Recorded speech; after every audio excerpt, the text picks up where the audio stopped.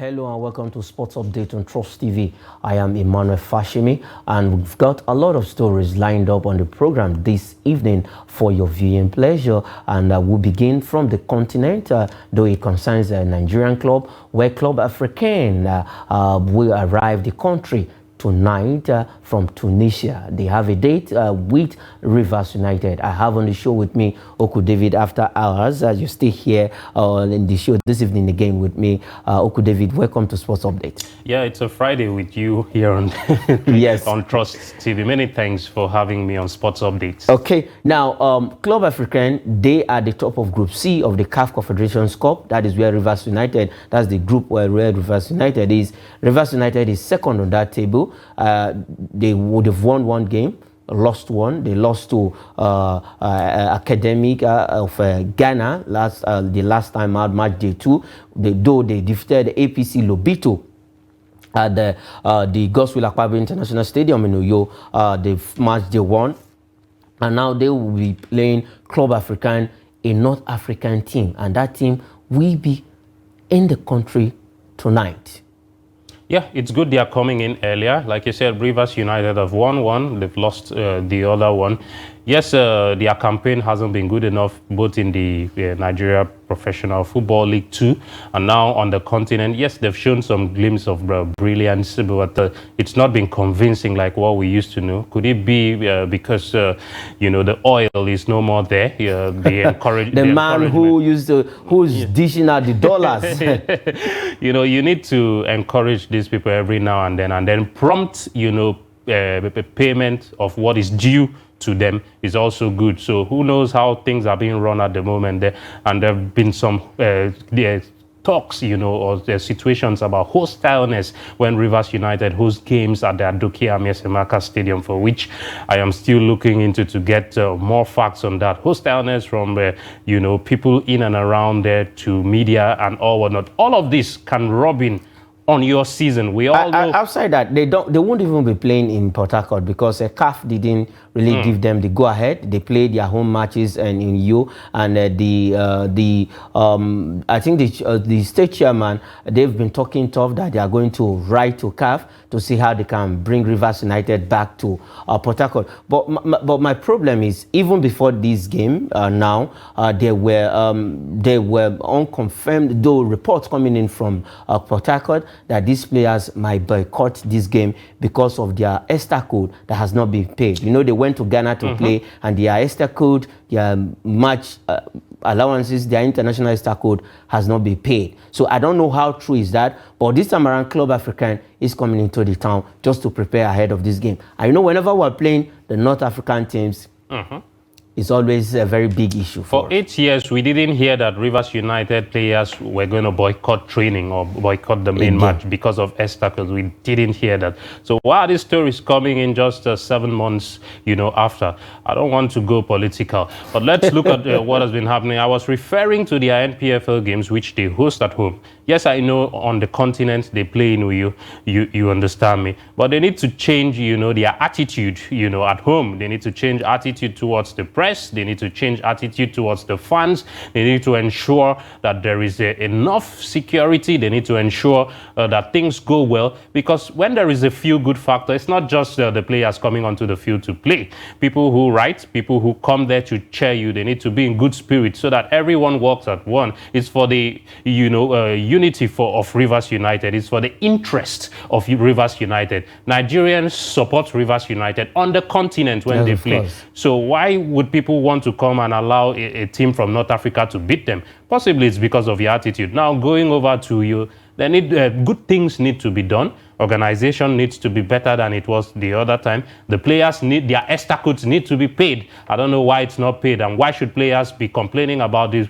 Meanwhile, for 8 years, it wasn't there. So they need to do better so that they can approach this game in the right mentality. Yes, you know, there are things about money that just a minute can change. Motivation, and the motivation can come and the players can go in and do well, because As Rivers United continue to progress, it brings more money to Rivers United and it brings joy to the fans. It gives opportunity to the media to continue to cover the games. Okay, now we always have a problem playing the North African teams, even home and away. We saw what happened to Enyiba. They were being knocked out by a North African team in the Super League. That is the African Super League, the first edition that was won by Mamelodi Sundowns of South Africa. Now, looking at what can Nigerian clubs do, because we need to start the last time we had a success in the continent was in 2003 2004, and it is to me it has now become a national anthem that we keep referring to Enyiba doing so well between that year. And then also in the CAF Confederations Cup, the last team that got to the final was Sharks of Port Harcourt, then now Rivers United. What can we do to actually change our fortunes? Well, we can do a lot. There is a lot that can be done. At this point in time, the North Africans, the East Africans, and the South Africans are way ahead of the Nigerian teams when it comes to teams who are there and have a better structure and have a better appearance of themselves, media-wise and branding-wise, ahead of Nigerian teams. It's a long time ago, Yimba were triumphant on the continent, isn't it?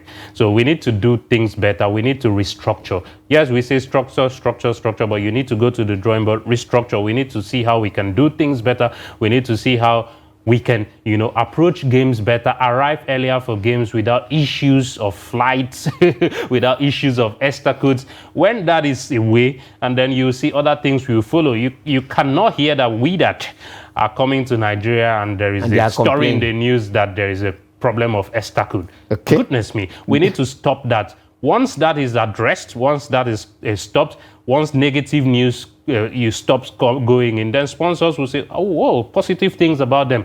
Can we see how we can go in there and sponsor? Can we see how we can collaborate? Can we see how we can partner? Airlines are there and all of those things. We can use them to our advantage. But first of all, we need to address the issue. I'm a fan of encouragement. I'm a fan of, people coming in and doing promises. But that needs to stop if there is a better structure. Promises wouldn't be there left, right, and center. It will now work aligned with the structure, and clubs will now be able to attract sponsorship for themselves that can help in logistics and all whatnot. Okay, help in logistics and every other thing that makes a club to be viable. All right, let's still staying on the continent this time around. We talked about the senior guys in the morning on the morning show, but this evening we'll be looking at the younger, at least the cadet level. Now we'll be looking at the CAF Women Young Player of the Year award, where Deborah Abiodun, Nigerian Super Falcons Nigeria Abiodun, Deborah Abiodun, is excited, is happy to be nominated, and she made the last three. Now Deborah Abiodun nominated, made the last three for the Young Player of the Year award for the women's category. In the men's category, we don't have, but for the women's category, now we have Deborah Abiodun making the last three. We look at Asisa Toshola for the women. There is the senior women in the morning, and Victor Osimhen. Now this evening, we're looking at Deborah Abiodun after her brilliant outing in the World Cup, and now she's with Coach Leandro Wardrum in the United States of America. That is Pittsburgh, the club she plays for in the United States of America, and she actually hit the ground running right there when she resumed hostilities with that club in America. Already she had 3 goals, 2 assists to her name right there in America. Yeah, it is important that Abiodun keeps her head on the ground and continues to develop. All of the hype centering around her is good, that she's getting all of the rave reviews and the hype, but it is important that she continues to be humble, focus, and learn from those who are ahead of her. Keep your head on the ground, play well. I watched her here in Abuja control the midfield. She did well. She's comfortable on her own. She can put passes together. She can control the tempo of the game. She has good range of passing there. She can tackle. She can intercept.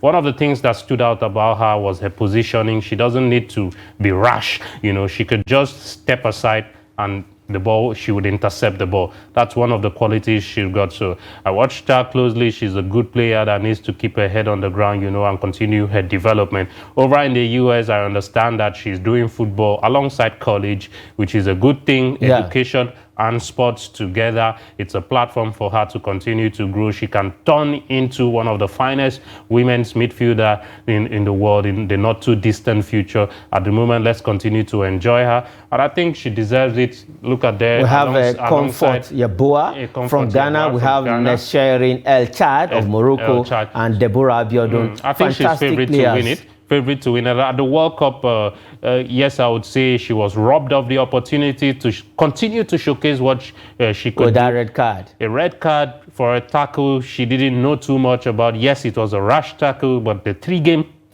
ban was excessive. And when you want to consider that Lauren James wasn't given the same thing, Lawrence was petulant.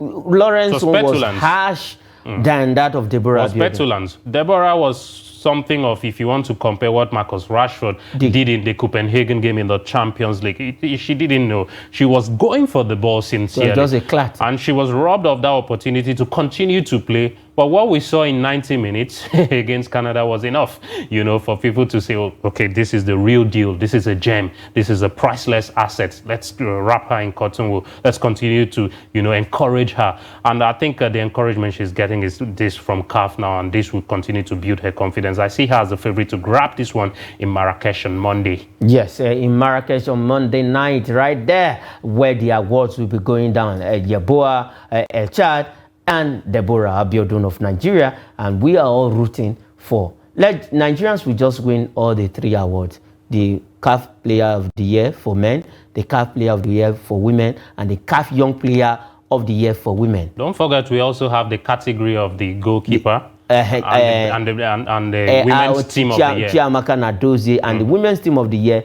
probably might just go to Nigeria. Let's see how it goes, because Morocco, South Africa is there. I know it's a very close one with these 2 countries. My choice is Banyana, actually. I feel when you look at aspects of their game development, yes, they won the WAFCON in 2022, but we're talking about 2023. Yes, they did well at the World Cup. Some of the games, in my opinion, they threw away after going 2 goals up. They still gave the Netherlands a run for their money at that World Cup. So I think they might just edge Nigeria a little bit.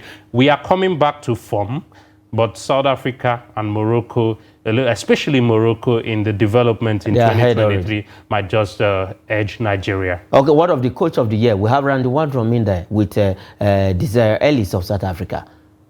Well, coach of the year, a little bit of a tie, Randy, from difficult situations, a little bit of a tussle with the organizing body before the World Cup, something you don't really want to see. And when such things happen, we see the team go in and have catastrophic performance, but it wasn't the case. Randy put on his armory. He led the girls well to play well. He was just, maybe if luck was on his side, he would have been in the quarterfinals of the Women's World Cup. I think might just edge Desiree Elise for his troubles. Okay, for his troubles. All right. Let's see how that goes. On Monday night, we will confirm all of those awardees. We'll know those who have been named and those who didn't make it, those who made the top 3 and those who didn't even make who didn't come. If you go there, definitely it's either you're first, you're second, or you're third. Okay, let's leave that story this point in time. Let's go straight to Europe. We cannot stop talking about him because he's our own, and we know what has been happening in this club, to him, the club, and on field and off field issue. But right now, the new manager, the new boss in town, the new sheriff in town, Walter Mazzarri, say Victor Osimhen needs time. He's not back. Osimhen is not back at his best. I don't know if you agree with Walter Mazzarri, the new coach of Napoli. Well, I don't agree with him. Osimhen is at his best. He scores every now and then. Yes, there may be some spells or some patches where he has failed to hit the back of the net, but you cannot doubt his work rate. You cannot doubt how he gives the 100%. Or 150% to his club side, keeps running, keeps putting defenders under pressure. So I don't agree with Walter Mazzarri's assessment on Victor Osimhen. He's come in there, and instead of saying something else, he's trying to put pressure on the striker. Yes, I might not know the context in which he said that, but he should have used another word. Osimhen is just coming back from injury. He should have considered that and not say he's not. Osimhen is at his best. Osimhen is always at his best. Osimhen is a player like Robin Van Persie. If Van Persie is half fit, he's still at his best. It doesn't mean he needs to score. Osimhen decides games because of his movement. He decides game because of his energy and all whatnot. So Osimhen is always at his best. Walter Mazzarri needs to watch it. Rudy Garcia already hasn't lasted. He has not lasted at Napoli. And he wasn't shown the exit. I was surprised Rudy was asked to leave because I know he's a good coach and Napoli should have been patient. They are not far off. And this is just, we are not yet at Christmas, Fashemi. So everything could turn around. You could have, you know, a fantastic second half of the season. And it's not like Napoli are too far away from Inter, who are at the top. Yes, that loss to Inter Milan might have been the one that broke the camel's back. But again, you know, they need to consider that having longevity is better than having a coach that just comes in with different tactics. You think De Laurentiis is not really doing what? He's not doing this club good because letting the manner and the form which Spalletti left that team is not, because he left that team not a happy man, and they left on a note where both sides were not on the same page. De Laurentiis is known for controversy. You know, he's notorious with that, with controversy. Even with player sales, he makes it difficult as, you know, a negotiator. So I'm not surprised with what's happening. De Laurentiis can be compared to the Zamalek chairman. What's his name now? Is in Manso. You know, a man who has had almost 20-something coaches in less than 4 years. I'm not exaggerating, but I stand to be corrected on that. So he doesn't make life easy for anyone. But again, if you look at the way he's going about things, you know, it's not the best. And I believe that what has happened, the controversy that has happened with the club, with their TikTok page, with Osimhen and all of that, it's not good enough. You know, this is a striker that has lifted them to wherever they are, wherever they are glory now they are at the enjoying. Moment, you know, where they are enjoying. So he deserves the respect. If he doesn't score today, doesn't mean he won't score tomorrow. And he scores in training every day. He plays very well every day. He's always at his best. If he doesn't score today, doesn't mean he won't score tomorrow. Yes, I know there's pressure on him. But again, give him a break. Come on. Okay, now let me take you on this before we leave Italy. Do you think Osimhen should leave? Yes, Osimhen should leave at the earliest. He should leave in January. This window in just about days, you know. Osimhen should leave Napoli if it's possible. Okay, Osimhen should leave in January if it's possible, though he has not signed a new contract, and that contract has they are still looking at the way, and I believe Osimhen is still looking at his option, and then probably know where he was going to be playing his trade, maybe from January, or he will remain with Napoli. Let's see how that goes, and let's still stay in Europe and quickly let's look at fixtures that will be coming up today in the league. Tonight in the league, we have Getafe against Valencia in the Spanish La Liga. We have 1899 Hoffen against Bochum 1848. That is in the German Bundesliga. And then Juventus against Napoli. Tonight is a cracker. And then we have Montpellier against Lens in the French Ligue 1. Quickly, Napoli going to Allianz Arena to face the old ladies. Allianz Rivera, you mean to say a tough game for Napoli. Napoli need to step it up. I believe they can win. You know, Napoli can win anywhere, you know, against the big dogs or the top dogs, they can win. This is the final game Osimhen will play before he jets into, you know, Casablanca, on Marrakesh, en route Casablanca for the CAF Awards. You know, so he needs to perform well. He needs to shine tonight, so that you can come and collect his... It's good to get awards on, you know, a very happy slate and a good note. So he needs to give Napoli 3 points. I'm banking on him to get some couple of goals tonight, you know, and what Walter Mazzarri is saying after tonight, he would change his position because Osimhen is always on form. I think Napoli will beat Juventus away. Okay, you think Napoli will beat Juventus away? Let's quickly look at these two transfers. I will just take one up quickly. Manchester United ready to accept offer for the trio, Casemiro, Varane, and Sancho. And then the last one still on Manchester United. At this point, them and Newcastle and keen on Serhou Guirassy, this young, fantastic player. In fact, he's the best player right now for Stuttgart in the German Bundesliga. I will not allow you to comment on this, and that is where we'll leave it on Sports Update this evening. Oku David, thanks for joining me again on the show this evening, Sports Update. Yeah, many thanks for the opportunity. It was a pleasure to be here. Thank you to the viewers. All right, that is it on Sports Update. I am Emmanuel Fashemi. Say thanks for watching. The Super Falcons